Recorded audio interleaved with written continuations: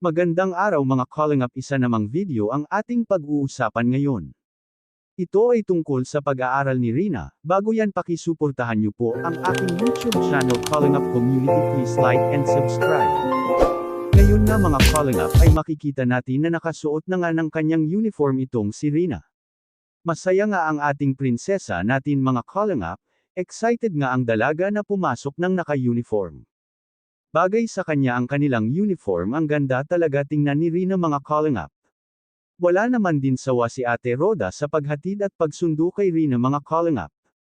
Masipag nga daw itong si Rina na magsulat at magbasa mga calling up.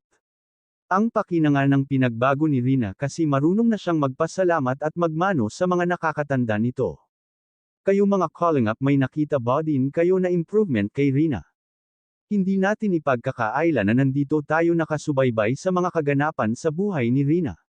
Dahil naging party na nga si Rina sa atin mga calling up. Lalo na ang mga team calling up ay andyan palaging nakasuporta kay Rina. Mapabuti lang ang kanyang kinabukasan, baka sa isang iglap ay ma-shock tayo sa mga pagbabago kay Rina. Kasi araw-araw may ibang natutuklasan itong si Rina dahil siya po ay nag-observe lang sa kanyang paligid. Napakabuti ng batang ito, mapagmahal talaga, lalo na kay Ate Roda. Mas napamahal na siya nito kaysa sa kanyang nanay na si Melanie.